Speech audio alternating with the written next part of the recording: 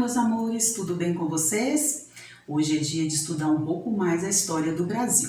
Mas primeiro nós iremos corrigir as atividades, tanto do livro quanto do caderno, e em seguida nós iremos falar um pouco mais sobre a história do Brasil. Então acompanhe o vídeo realizando as correções que se fizerem necessárias e logo após nós iremos estudar um pouco mais sobre a história do Brasil.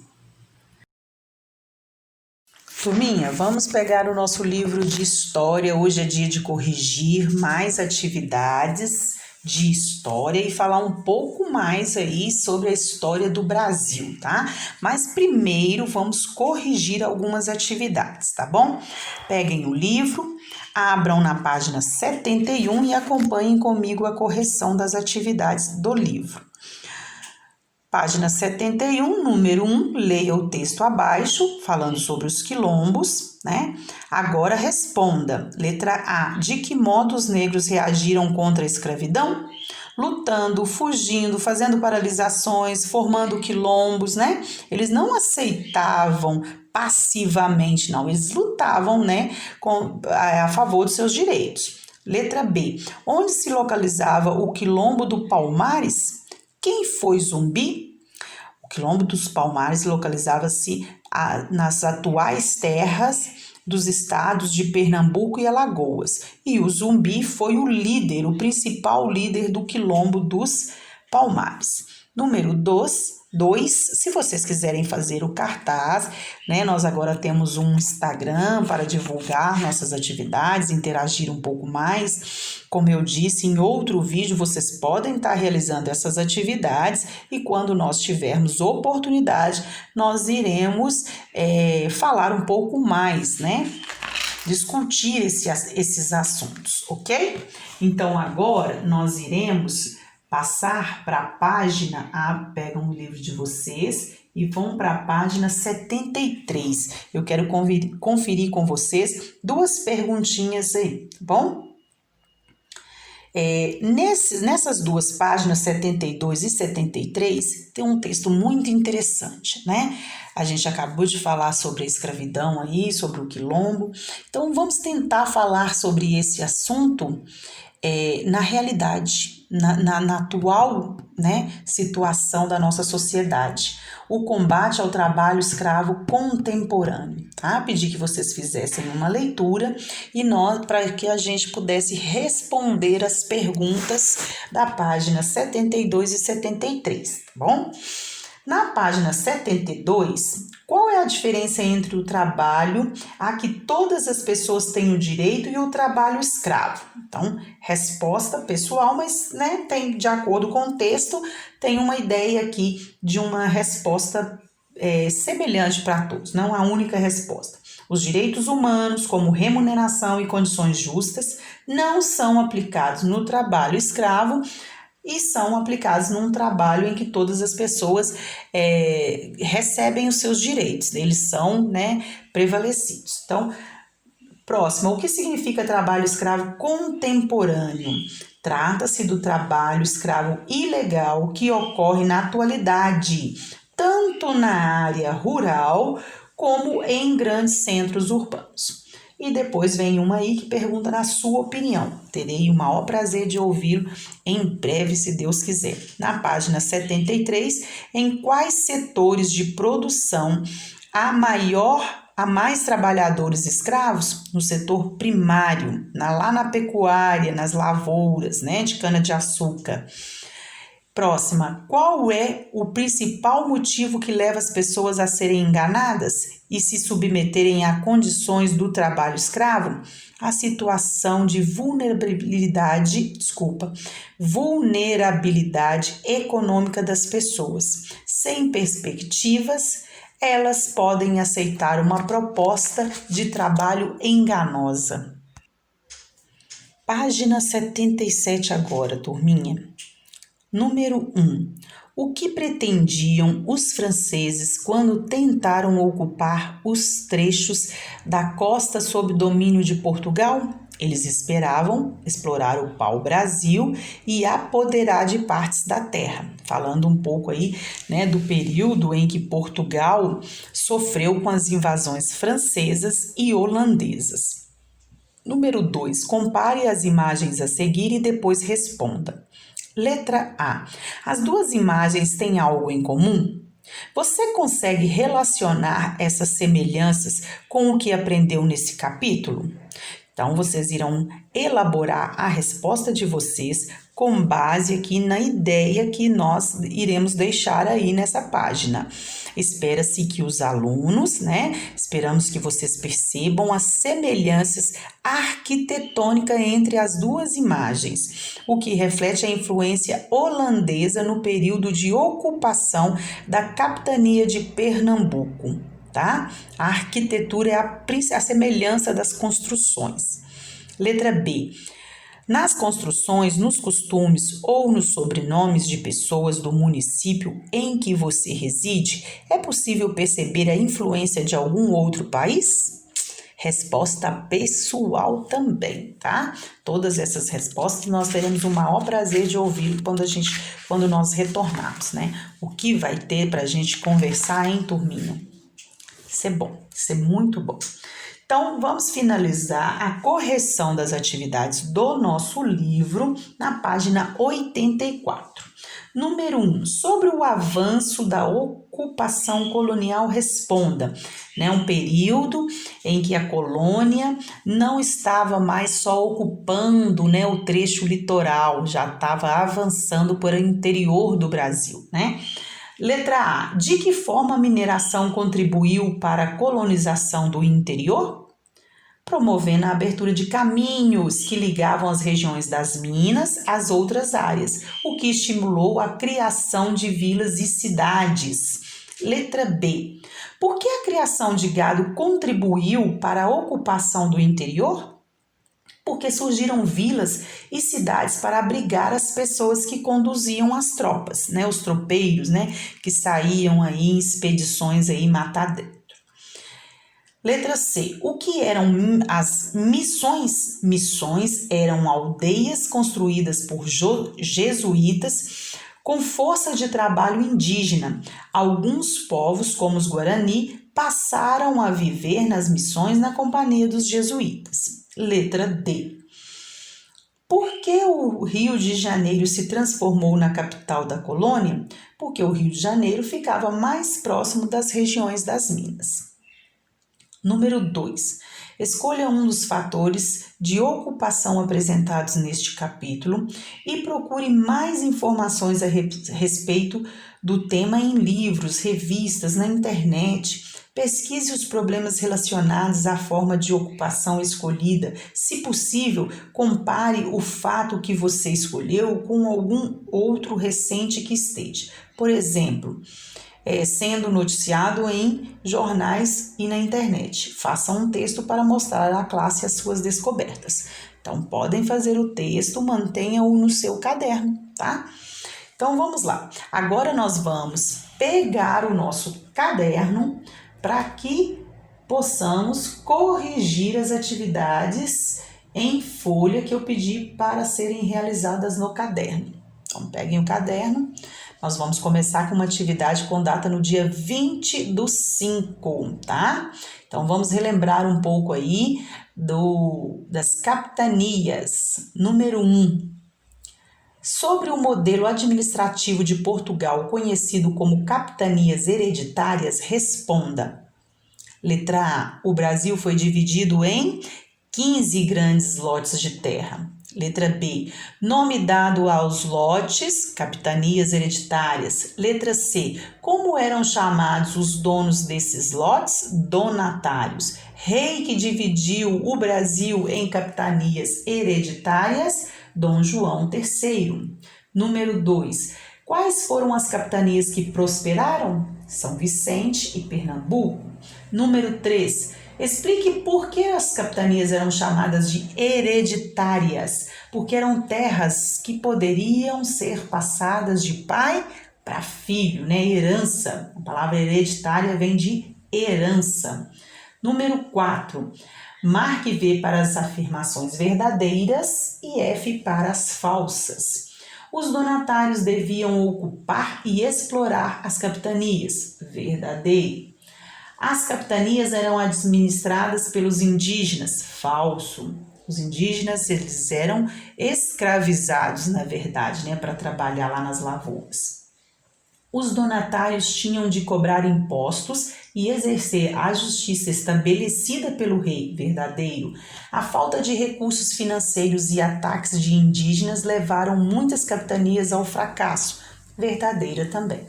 Número 5. Diante do fracasso das capitanias hereditárias, o rei de Portugal resolveu trocar o modelo administrativo. Que modelo ele resolveu adotar? Resolveu adotar o governo geral. Quais foram os 3 governadores gerais? Tomé de Souza, Duarte da Costa e Mendes Sá. Quais eram os assessores dos governadores gerais? Eram o capitão Mó, responsável pela defesa, O provedor Mó, que é aquele que ia cuidar da administração dos impostos recolhidos, das finanças, e o ouvidor Mó, que ia estabelecer a justiça, Agora vamos responder algumas perguntas na atividade que foi no dia 24/6, Número 1. Que nome recebeu a colônia francesa fundada no Rio de Janeiro em 1555? França Antártica. 2. Em 1612, os franceses invadiram novamente o território brasileiro. Que estado invadiram e o que eles fundaram? Eles invadiram o estado do Maranhão e fundaram a colônia França Equinocial. Número 4. Quem foi preso e enviado para a Holanda? O governador Diogo de Mendonça Furtado.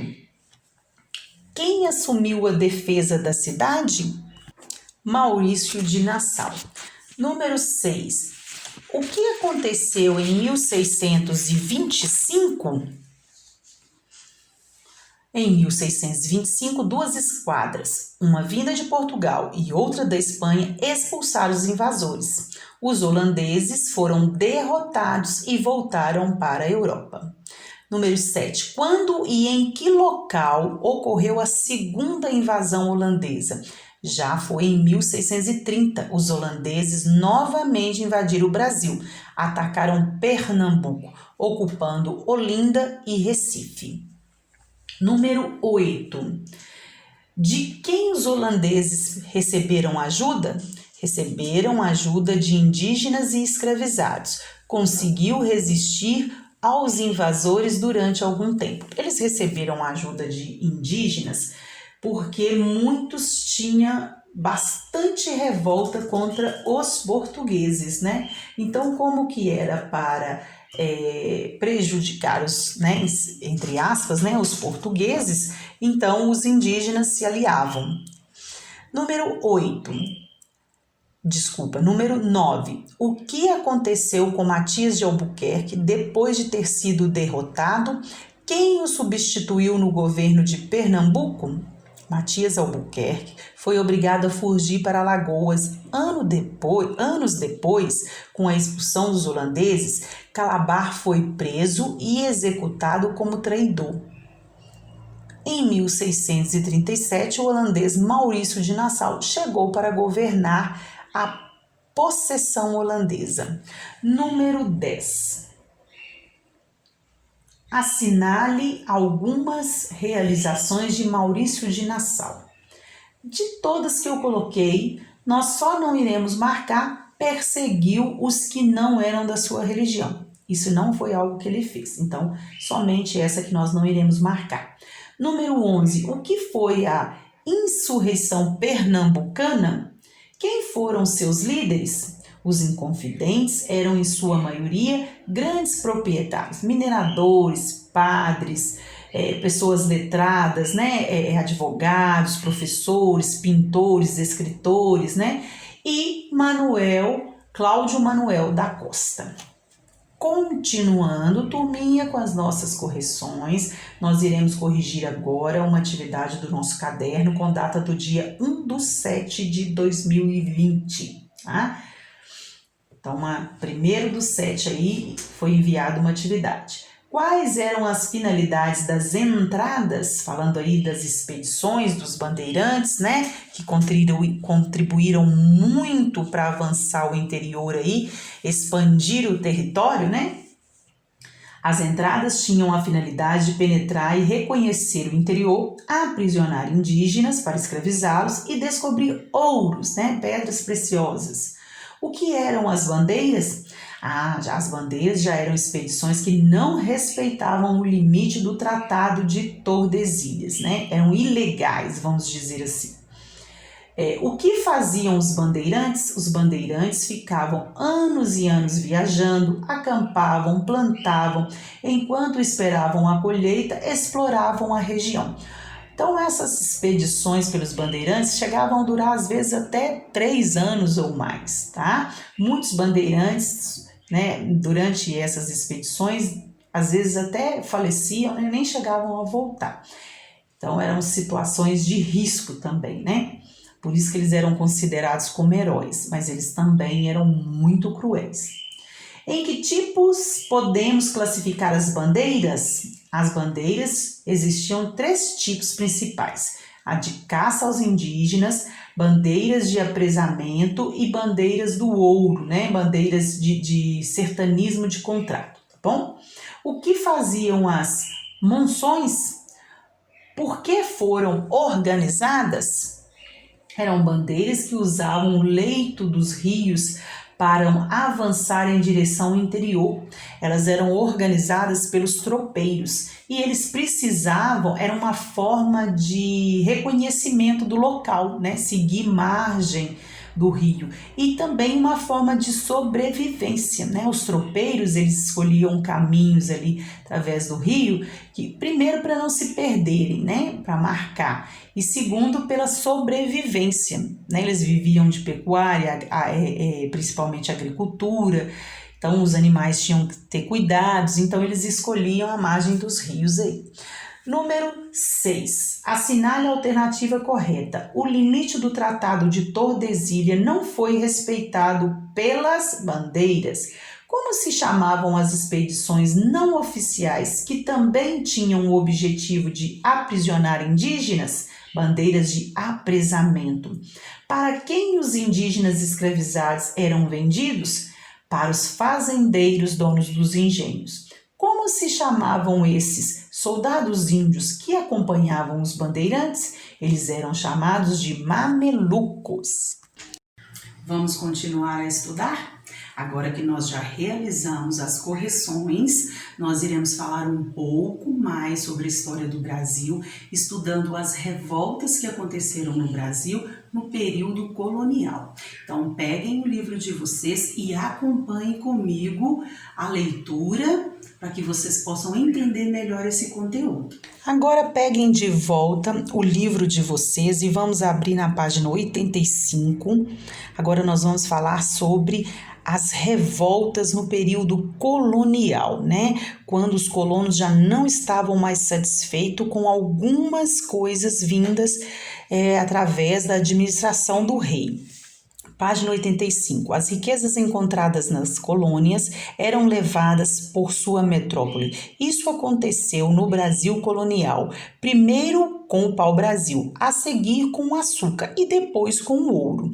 Com o passar do tempo, surgiu um sentimento de revolta contra os abusos e as injustiças cometidas pelos representantes de Portugal, como cobrança de impostos excessivos, exclusivo comercial, venda de produtos portugueses por preços altíssimos, entre outros. Muitos colonos começaram a questionar e não aceitar mais o tratamento do governo português. Por essa razão, várias revoltas ocorreram em diferentes lugares.